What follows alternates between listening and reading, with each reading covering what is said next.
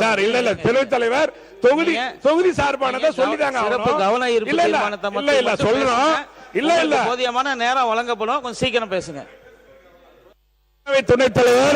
பேரவை துணைத் தலைவர் நடுநிலைமையா இருப்பார்னு சொல்லிட்டு தான் ஆரம்பிச்சோம். 2 ஒன்றியம் இருக்குது. அந்த 2 வரையும் இங்கே வந்து இருக்கின்ற பொதுப்பணித்துறை அவர் ஆதவ அர்ஜுனா கூட தெரியும் என்று கேட்டால் அவர் எங்க கட்சியில தான் இருந்தார், எங்களோட தான் இருந்தார். எனக்கு நல்ல நெருக்கமானவர், அன்பானவர். அன்பான கோரிக்கை இல்ல இல்ல நான் சொல்லி முடிக்கிற பெயரை மட்டும் சொல்லாமல் மாண்புமிகு அமைச்சர் என்று கூறினால் நன்றாக இருக்கும். இல்ல துணைத் தலைவர் எங்க நட்புல ஏங்க தலையிடுறீங்க? ஏங்க நாங்க நல்லா நட்பா இருக்கோங்கிற நீங்க அதையே பிரிக்க நினைக்கிறீங்க? வெளியே போயிட்டு இல்ல செய்யலாம்.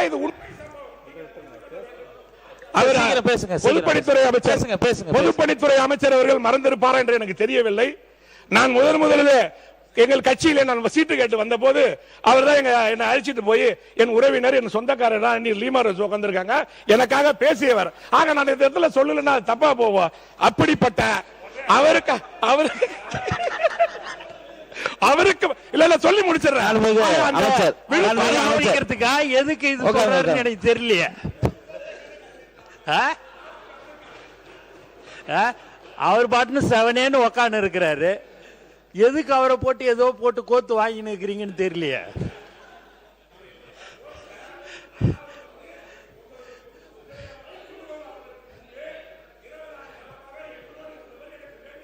இன்னும் சொல்ல போனால் எனக்கு உறவினர் முன்னால உட்கார்ந்திருக்க நேரம் எனக்கு உறவினர், எங்க வேலனுக்கு அந்த மாவட்டத்துக்காரரு. ஆகவே எங்கள் தயவு செஞ்சு விடுங்க, பொது செயலர் உட்காருங்க. ஆகவே அப்படிப்பட்ட உறுப்பினர் சப்ஜெக்ட்டுக்கு வாங்க. கள்ளக்குறிச்சி மாவட்டம் என்பது 2 மாவட்டத்தில் வருது. அந்த ஒன்றியம் திருவண்ணநல்லூர் ஒன்றியம். ஒரு பாதி கிராமங்கள் கள்ளக்குறிச்சி தொகுதியிலும் கள்ளக்குறிச்சி மாவட்டத்திலும் உளுந்தூர்பேட்டை தொகுதியிலும், மீதமுள்ள பாதி கிராமங்கள் விழுப்புரம் மாவட்டம் விழுப்புரம் தொகுதியிலும் வருது. இதனால என்ன பிரச்சனை இருக்குன்னா, அங்குள்ள மக்கள் பயனடைவதற்கு சிரமமாக இருக்கிறது. இந்த கலெக்டரை பார்க்கறதா குழப்பங்கள் இருக்குது. ஆகவே 2 மாவட்டத்திற்கும் பொதுவாக இருக்கின்ற எங்க மாவட்டத்தில் இருக்கிற 2 ஒன்றியங்கள், ஒன்னு திருக்கோவிலூர், இன்னொன்னு திருவண்ணநல்லூர், இதை 2ஐயும் ஆய்வு செய்து அதற்கு தக்க வழிவகை செய்யுமாறு உங்களை அன்போடு கேட்டுக்கொள்கின்றேன். மாண்புமிகு பேரவைத் தலைவர் அவர்களே, பட்ஜெட்டுக்கு வந்துடுறாங்க. மக்கள் பெரிதும் எதிர்பார்த்த மகளிர் உரிமை தொகை மாதம் 2500 ரூபாய் காணன்னு எல்லாரும் பேசிக்கிறாங்க. அது மட்டும் இல்ல, வேலையில்லா படித்த பட்டதாரி இளைஞர்களுக்கு உதவித்தொகை 4000 கிடைக்கலன்னு சொல்றாங்க. இல்லத்தரசிகள் எதிர்பார்த்த 6 இலவச சிலிண்டர்கள் கிடைக்கலன்னு சொல்றாங்க. நாம் எல்லாம் உண்ணும் உணவுப் பொருட்களை உற்பத்தி செய்து தருகின்ற விவசாயிகளுக்கு முழு பயிர்க்கடன் தள்ளுபடி இல்லை என்று சொல்கின்றார்கள். அது மட்டுமல்ல, விவசாயிகள் உற்பத்தி செய்யும் நெல்லுக்கு ரூபாய் 3500, கரும்புக்கு 4500 தருவதாக சொல்லிய நீங்கள் இப்பொழுது விவசாயிகளை வஞ்சித்துள்ளீர்கள். அது மட்டுமல்ல, வெற்றி வான்மகள் திட்டம் மூலம் 100 பெண்களுக்கு ட்ரோன் பயிற்சி அளிக்கிறேன்னு சொல்லியிருக்கீங்க. இங்க இருக்கிறதுல பெரும்பான்மையானவர்கள் நம்ம கிராமத்தில் விவசாயம் தான் பண்றோம். என்னன்னு கேட்டீங்கன்னா, இந்த ட்ரோனை ஆபரேட் பண்றது என் கிராமம். வாங்க நாளை கூட கள்ளக்குறிச்சி மாவட்டத்தில் சாத்தனூர், எங்க ஊர்ல இருக்கிற பெண்களே ட்ரோன்ல மருந்தடிக்கிறாங்க, ட்ரோன்ல சர்வே பண்றாங்க. ஆக இது ஏற்கனவே 10 ஆண்டு காலமாக நடைமுறையில் இருக்கின்ற ஒரு விஷயம். அது ஏதோ புதுசா கொண்டு வந்த மாதிரி அறிவித்திருக்கின்றீர்கள். ஆகவே நல்ல திட்டங்களை அறிவித்திருந்தால் மிகவும் நன்றாக இருந்திருக்கும். அது மட்டுமல்ல, ஒரு சின்ன சந்தேகம், நீங்கள் 717 டாஸ்மாக் கடைகளை மூடிட்டதா சொல்றீங்க.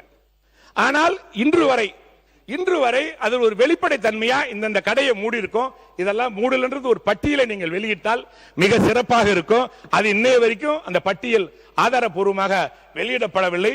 ஆனால் கடந்த ஆண்டு இதே டாஸ்மாக் கடையில வருமானம் 51,000 கோடின்னு சொல்லிருக்கீங்க. ஆனா இந்த வருஷம் 51,000 கோடி எங்க ஆட்சியில, இப்ப 56,000 கோடின்னு நீங்க சொல்லி இருக்கிறீங்க. ஆனா 717 கடைகளை மூடினால் வருவாய் குறையதான் செய்யும், ஆனால் ஏறுவதாக காமிச்சிருக்கிறீங்க. இது எந்த அடிப்படையில் என்று தெரியவில்லை. அதேபோல் இந்த நிதிநிலை அறிக்கையில் பல துறைகளுக்கு நிதி ஒதுக்கீடு மிகவும் குறைக்கப்பட்டுள்ளது. இது தமிழ்நாட்டின் வளர்ச்சியை பாதிக்கும் என்பதை இந்த நேரத்திலே நான் தெளிவுபடுத்துகிறேன். பேரவை துணைத் தலைவர் அவர்களே, இந்த ஆட்சியில் தமிழ்நாடு முழுவதும் மின்வெட்டால் உடனே இபி மினிஸ்டர் ஏன் பேசி கடைசியா சொல்லுங்க. இந்த ஆட்சியில் தமிழ்நாடு முழுவதும் மின்வெட்டால் மக்கள் தினமும் பாதிக்கப்பட்டு போராடுகிறார்கள்.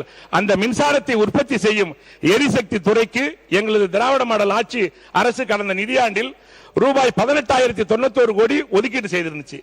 அதை குறைச்சு இப்ப 15,828 கோடியாக அறிவித்திருக்கீங்க. உங்கள் ஆட்சியில் எரிசக்தி துறைக்கு 2,263 கோடி நிதி ஒதுக்கீடு குறைக்கப்பட்டுள்ளது.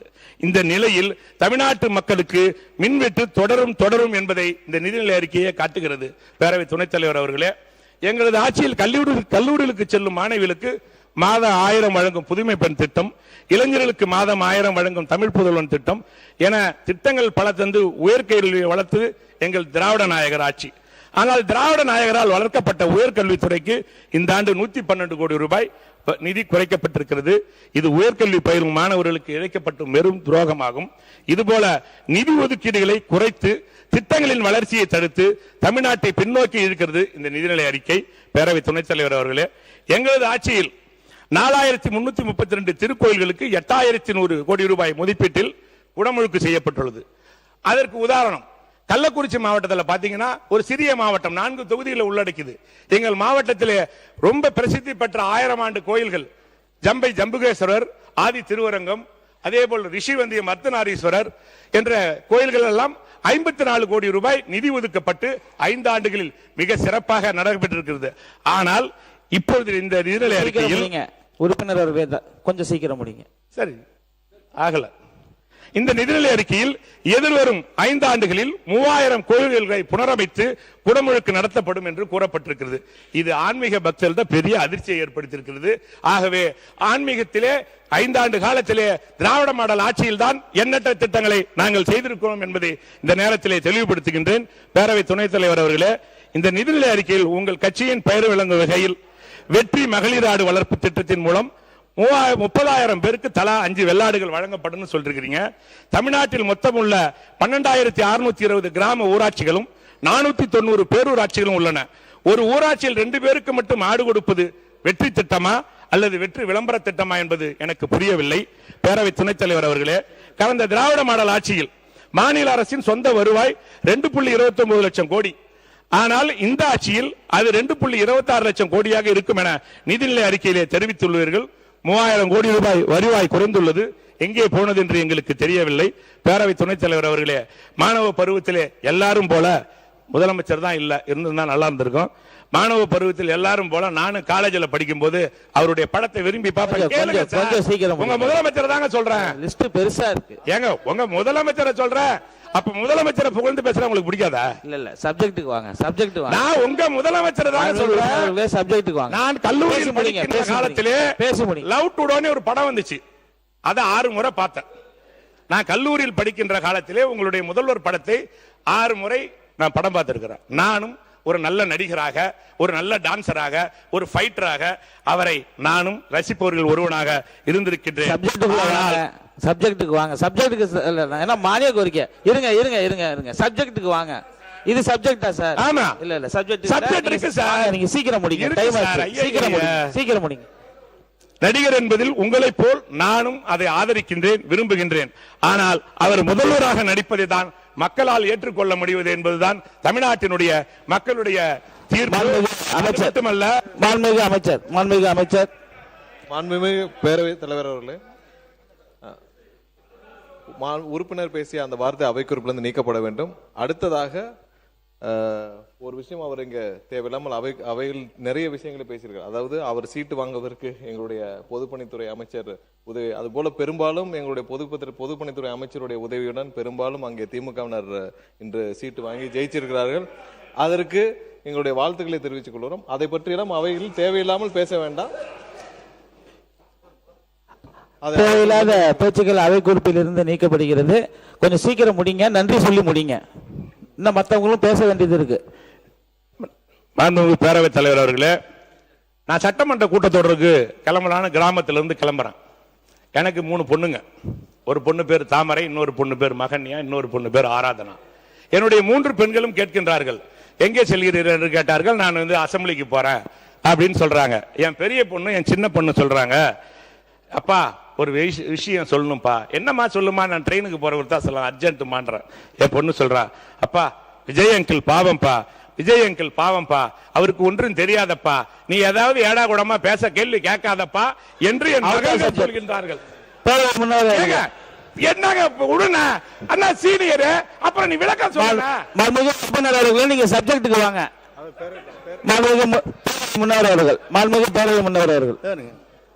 சட்டம் இருங்க, ஒரே நிமிஷம் பேசுகிறேன். ப்ளீஸ் ப்ளீஸ், நீங்க பேசலாருங்க, பேசலாங்க. பாயிண்ட் சொல்ல என்னன்னு பேசணும், இருங்க நான் பேச இருக்கட்டும்.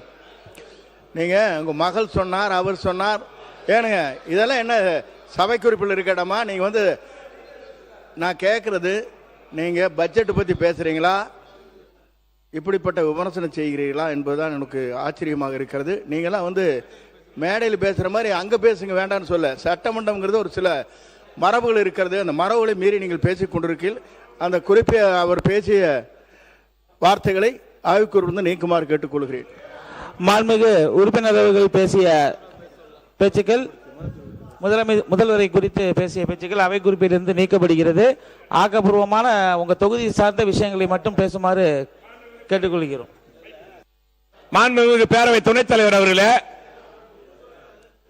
இல்ல நான் என்ன சொல்றது, உங்களை பெருமையா சொல்றதுக்குள்ளே நீங்க முடிக்கிறீங்களா?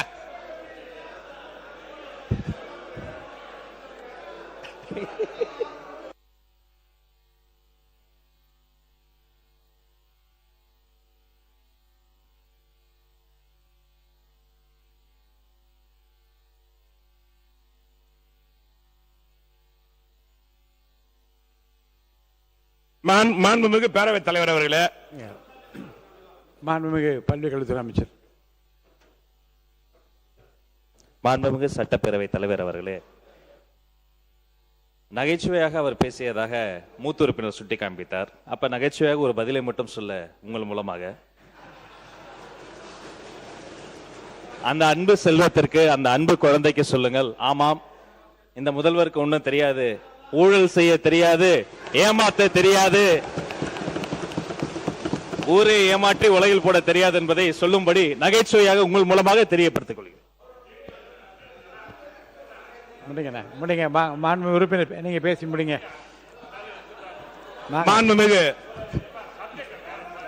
மாண்புமிகு பேரவை துணைத் தலைவர் அவர்களே, எங்கள் கிராம பகுதியில் சப்ஜெக்ட்டுக்கு வந்துட்டாங்க. அதுதான் சப்ஜெக்ட்டுக்கு வந்துட்டோம். நீங்க சொன்னது உள்ள இருந்து நான் கேட்டு தான் 5 நான் தலைவருடைய படங்கள்லாம் ரொம்ப விருப்பமா ரசிகரா இருந்தாலும் நான் பார்த்திருக்கேன்னு சொன்னீங்க. தொடர்ந்து நீங்க நன்றி சொல்லி நீங்க முடிங்க. பேரவை தலைவர் அவர்களே, எங்கள் கிராம பகுதியில் பெற்றோர்கள் தங்கள் குழந்தைகளிடம் அடிக்கடி ஒரு வார்த்தைகளை சொல்வார்கள், நல்ல பெயர் எடுக்க வேண்டும், நல்ல பெயர் எடுக்க வேண்டும் என்று சொல்வார்கள். அதை இந்த அரசு நிர்வாகம் தவறாக புரிந்து கொண்டு இருக்கின்ற நல்ல பெயர்கள் எல்லாம் தொடர்ந்து எடுத்துக்கொண்டு வருகிறார்கள். உதாரணமாக கலைஞர் வீடு வழங்கும் திட்டத்தின் பெயரை வெற்றி வீடு கட்டும் திட்டம் எனவும், உலகம் உங்கள் கையில் எனும் திட்டத்தை வெற்றி மடிக்கணியின் திட்டம் எனவும், நான் முதல்வன் திட்டத்தை வெற்றி திறன் பயிற்சி திட்டம் எனவும், சமூக பொருளாதார மேம்பாட்டு திட்டத்தின் பெயரை வெற்றி தொழில் முனைவோர் திட்டம் எனவும், ஆடு மற்றும் செம்மறி ஆடு வளர்ப்பு ஊக்குவிப்பு திட்டத்தின் பெயரை வெற்றி மகளிர் ஆடுகள் வளர்ப்பு திட்டம் எனவும், திராவிட மாடல் அரசு கொண்டு வந்த திட்டங்களின் மீது ஸ்டிக்கர் ஒட்டி வருகின்றார்கள். மொத்தத்தில் இந்த நிதிநிலை அறிக்கை என்பது சுயமாக சிந்திக்க தெரியாத, சொல்வதையும் புரிந்து கொள்ளாத முடியாதவர்களின் ரீல்ஸ் பட்ஜெட் என சொல்லலாம். ஆக மொத்தத்தில் இந்த நிதிநிலை அறிக்கை வெற்று நிதிநிலை அறிக்கை அல்ல, வெற்று நிதிநிலை அறிக்கை என்பதுதான் உண்மை. எதை எடுத்தாலும் இந்த ஆட்சியாளர்கள் வெற்றி அரசு வெற்றி அரசு என தொடர்ந்து சொல்லி வருகிறார்கள். ஆனால் மக்களின் மனதில் இது வெறும் வெற்றி அரசு வெற்றி அரசு வெற்றி அரசு என்பதே பதிவாகிறது. ஆகவே இந்த நிதிநிலை அறிக்கை என்பது சைபர் சைபர் ஜீரோ என்று என் உரையை நிறைவு செய்கிறேன். நன்றி, வணக்கம். ரீல்ஸ் என்பது அவைக்குள் நீக்கப்படுகிறது. பேரவையின் அனுமதியுடன் அலுவல் நேரம் நீட்டிக்கப்படுகிறது.